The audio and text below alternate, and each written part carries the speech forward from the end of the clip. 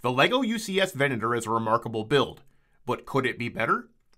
Perhaps you have one, or have been thinking about getting it, but you wished it had a minifigure interior. Is there even room for an interior? And if there was, wouldn't all the colors on the inside be a distraction? Today, you and I are going to talk about that possibility and more.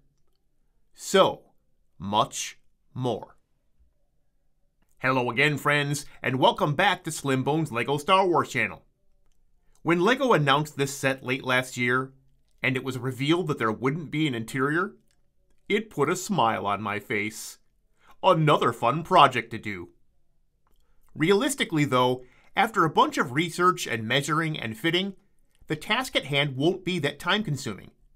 There is much less room for an interior than there was for my 75252 Devastator project from 2 years ago, and I already possess all but one of the minifigures needed for it.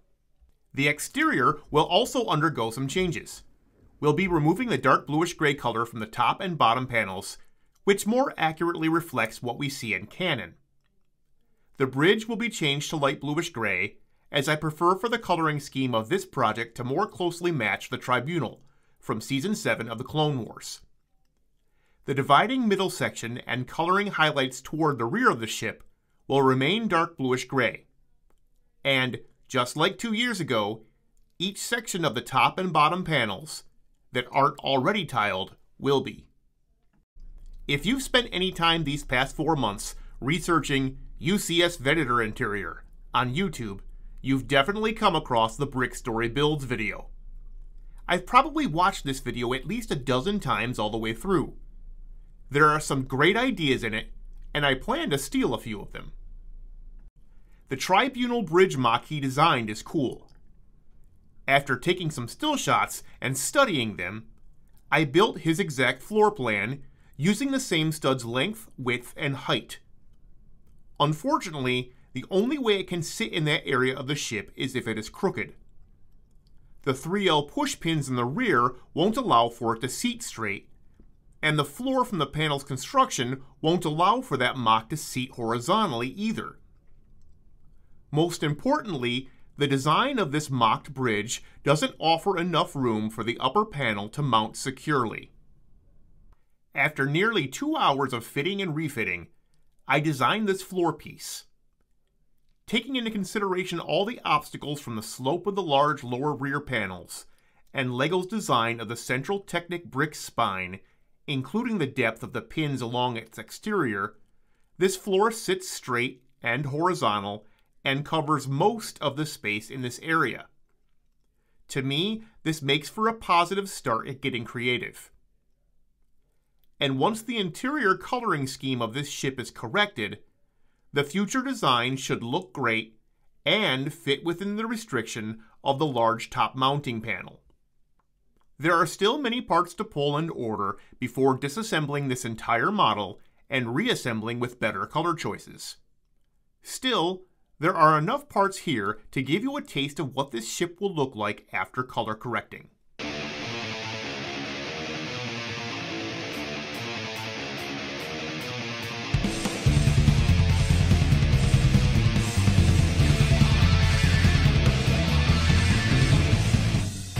We see the port side central column, which divides the top and bottom of the ship as it was designed by LEGO. Next, we see the starboard side, rebuilt with smarter color choices.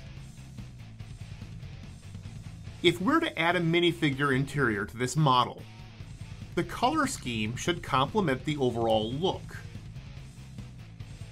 Seeing both examples next to one another really helps to show just how much of a difference there is.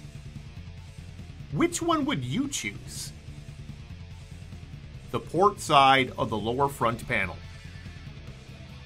Too many colors that don't make sense. It's easier for building, sure, but this is a $650 UCS build, designed for ages 18 and up. It would be nice if the adults were given better pieces. Check out the starboard side. Wow, what a contrast. so much cleaner. As was mentioned earlier, dark bluish gray has been removed from the outer side to more accurately represent what a Venator looks like in universe. I'll agree that LEGO probably made the best decision from a business standpoint to use darker gray contrasting colors on the outside of their model. The contrast makes it more visually appealing to the consumer, and they probably also felt the darker gray highlights would help to make it look that much different from the very recently retired UCS Star Destroyer. With all that said, my preference is the color scheme as seen in universe. This model is littered with orange 3L push pins. Time to replace them with a color that isn't gross. After the orange ones are pulled, they couldn't possibly be put back into this tray of decent colored pins. Every piece has its place in my inventory. As was mentioned in the first video posted to this channel over 2 years ago, smarter color choices for hardware is a must for me.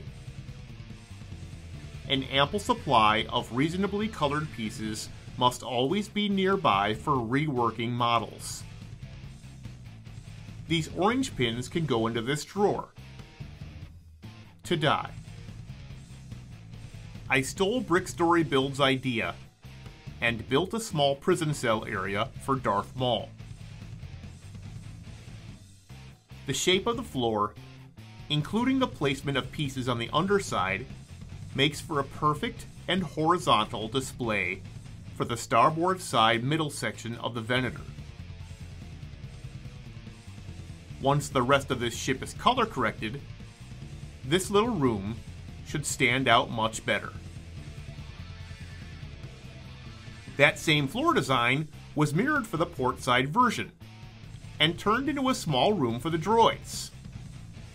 Staying on theme, we'll include R7, and also create a unique C1 style astromech droid to accompany him. Let's use the body and legs from the original SW0565 chopper figure. The head from the UCS Y-Wing droid, number SW0933, a dark bluish gray boat stud for the bottom, and a light bluish gray 1x1 round tile for the top of its head. To give off the illusion that R7 could connect to the Republic network, I snipped a piece of light bluish gray pneumatic hose at about a 2.5 length, added a 1x1 round plate with open center to it, connected the piece here, and set R7 in front of it. The 2L bar with stop would have been perfect for this, but it's not offered in light bluish gray. It is impossible to add any minifigure rooms to either side of the front of the ship. In fact, with the shallow lower panel slope and all the mounting obstacles, it's doubtful you could even squeeze a level floor across the top.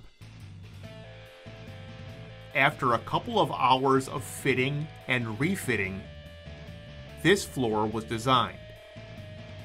Since a proper interior space cannot be included, this was about the best I could do. At least the floor looks mildly interesting, but yeah.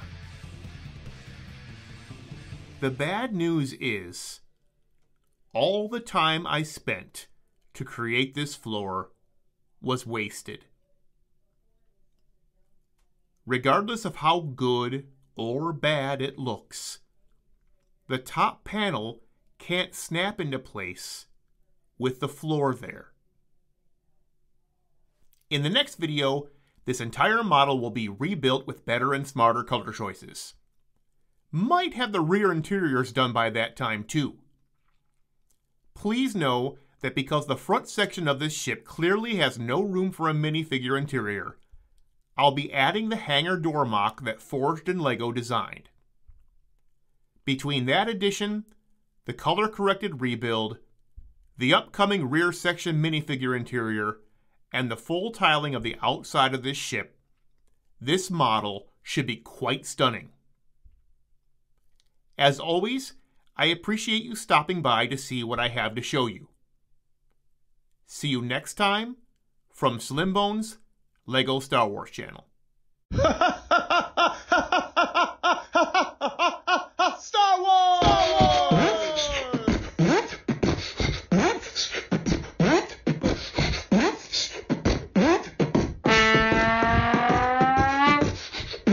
Cold